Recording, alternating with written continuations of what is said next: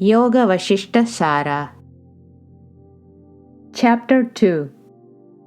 Unreality of the World. Just as the great ocean of milk became still when the Mandara mountain became still, even so the illusion of samsara, cycles of birth and death, comes to an end when the mind is stilled. Samsara, the perceived world, rises when the mind becomes active and ceases when the mind is still. Therefore, still the mind by controlling the breath and the latent desires, latent mental impressions, vasanas. This worthless samsara, the perceived world, is born of one's imagination and vanishes in the absence of imagination. It is certain that it is absolutely unsubstantial.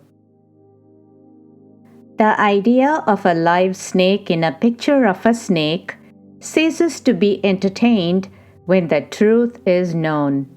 Similarly, samsara, world perception, ceases to exist when the truth is realized, even if it continues to appear. This long-living ghost of a samsara, worldly miseries, birth and death cycle, which is the creation of one's deluded mind and also the cause of one's sufferings, disappears when one ponders over it. O Rama, Maya, illusion, is such that it brings delight through its own destruction. Its nature is inscrutable. It ceases to exist even as it is being observed. Dear boy Rama, wonderful indeed is this Maya, illusion, which deludes the entire world. It is on account of it that the self is not perceived, even though it pervades all the limbs of the body. Whatever is seen does not truly exist. It is like the mythical city of Gandharvas or a mirage.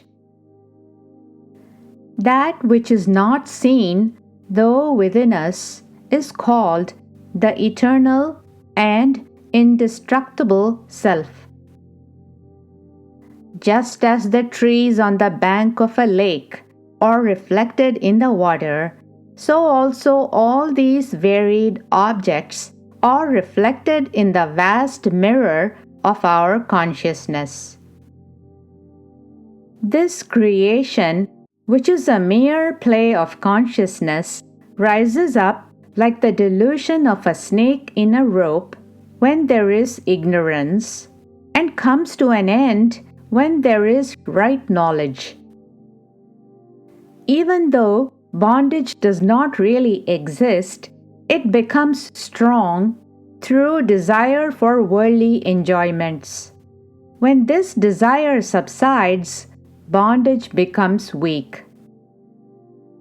Like waves rising up from the ocean, the unstable mind rises out of the vast and stable expanse of the Supreme Self. It is because of that which always, of its own accord, imagines everything quickly and freely that this magical show of the world is projected in the waking state.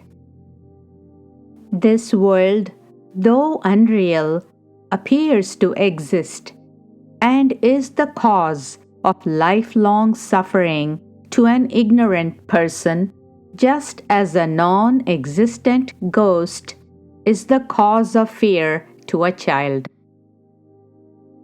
One who has no idea of gold sees only the bracelet. He does not at all have the idea that it is merely gold. Similarly, towns, houses, mountains, serpents, etc., are all in the eyes of the ignorant man separate objects. From the absolute point of view, this objective world is the subject, the self itself. It is not separate from the self. The world is full of misery to an ignorant man, and full of bliss to a wise man. The world is dark to a blind man, and bright to one who has eyes. The bliss of a man of discrimination who has rejected samsara and discarded all mental concepts constantly increases.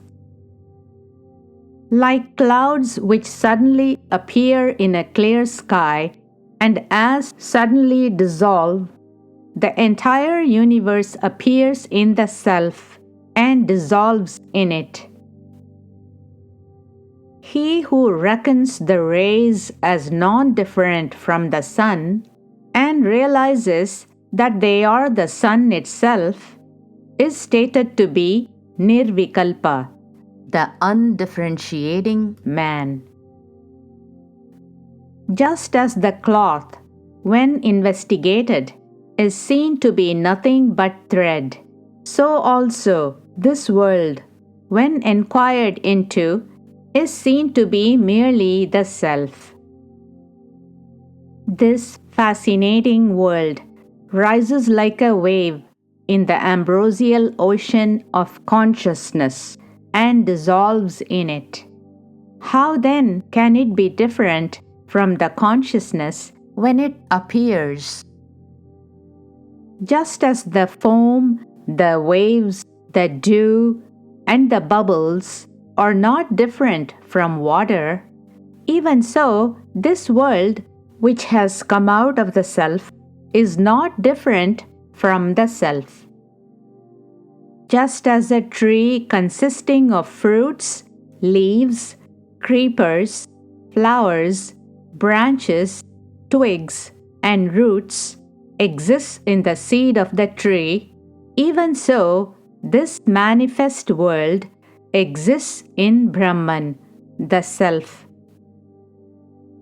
Just as the pot ultimately goes back to mud, waves into water, and ornaments into gold, so also this world, which has come out of the self, ultimately goes back to the self. The snake appears when one does not recognize the rope. It disappears when one recognizes the rope. Even so, this world appears when the self is not recognized. It disappears when the self is recognized.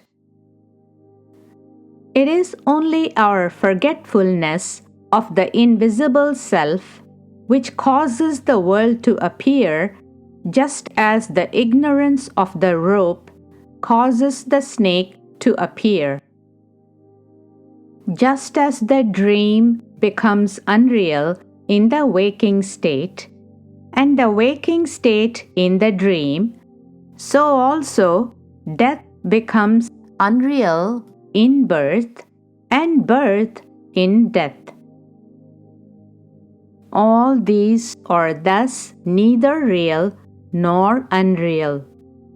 They are the effect of delusion, mere impressions arising out of some past experiences.